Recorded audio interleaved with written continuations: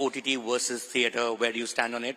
Second is, how does one expand the reach and the market and the audience of Indian cinema, in particular, in your case, Hindi cinema, not just India, and what's held it back over the years?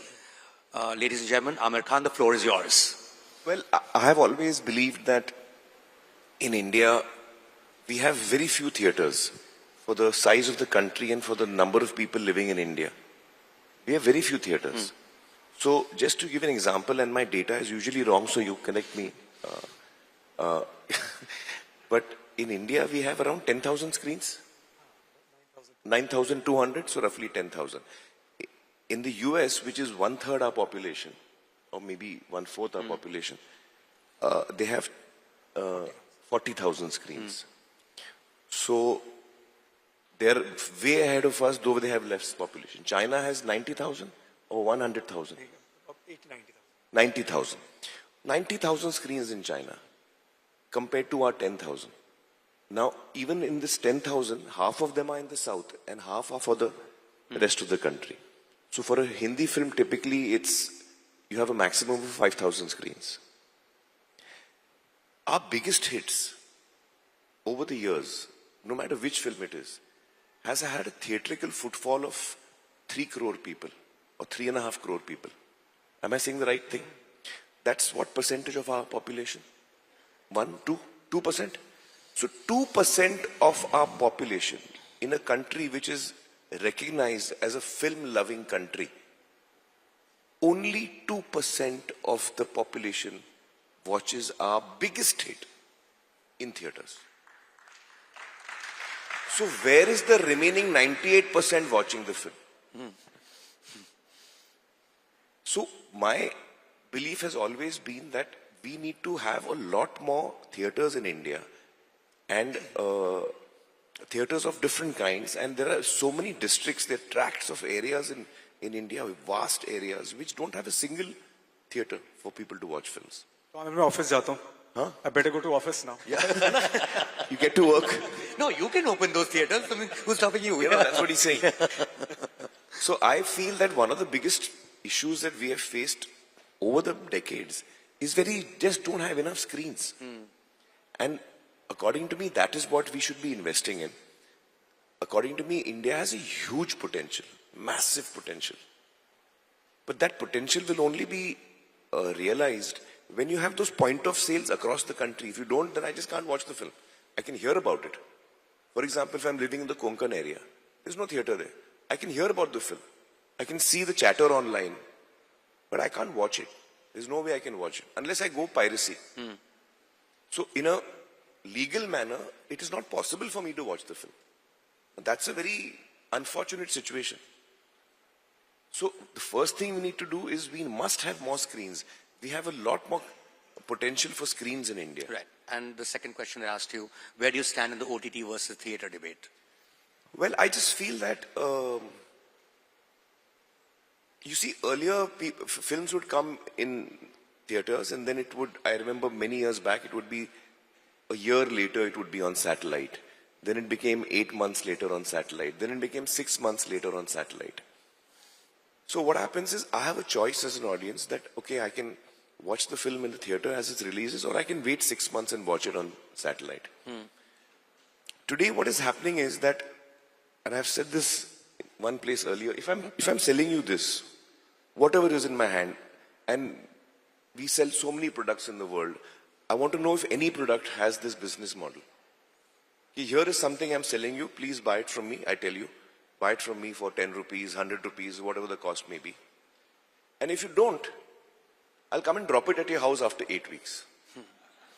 This is the business model we are currently following. Correct me if I'm wrong. Because when a film is releasing, I know I can go to the theater and pay for it, or I can wait for it to come on OTT and I can watch it. I've already paid for it. So, if I have to be very honest to my audience when I'm marketing my film, I have to tell my audience that, guys, my film is releasing. But all those people who are on this particular subscription, on this particular OTT, they've already bought my film. They don't need to come to the theaters. The ones who are not in this OTT, please come and watch my film. This is my communication that I'll have to make in all honesty, which is a very awkward communication. So according to me, that window is too small. That between theatrical and OTT, you're killing your own business. If I tell you buy a Maruti car, and if you don't, I'll drop it at your house after 4 weeks. Why will you buy it? You will say, yes, drop it at my house after 8 weeks. I'll wait. And in a price-sensitive country like India, this matters a big deal. So I seriously feel that you have to, this is something that needs to be looked at, in my opinion. Right. So It's just a very funny business model. And then often in discussions that we have, in film, when we meet, we're like, why are films not doing well? Hello? You're telling the audience don't come. That's why they're not doing well. I mean, usually it goes into, but we are not making good enough films. I'm saying that is a separate topic. Whether your film is good or your film is bad, this business model doesn't make sense to me. If I make a very good film, this business model still doesn't make sense to me. So I'm saying irrespective of quality of film, because that is a separate topic entirely. Right. Remove that from the business aspect of it. I make a good film, I make a bad film, doesn't matter. What is my business model? Which according to me, currently, it's a very faulty business model, in my opinion. How is it that you think the government can facilitate the studios of the future and India's role in it? Well, first let me say that in my experience of... Sorry, can I take this answer? I've been around for almost now 35 years. And in these 35 years, I have not seen any government, and there have been a number of governments, who has ever thought about us. So this is the first time that any government has applied their mind and their emotions and said, "Yaar, let's do something in media and entertainment. Let's make that powerful. Let's let India be a leader in that." Now, whether we finally become a leader or not is that we will see.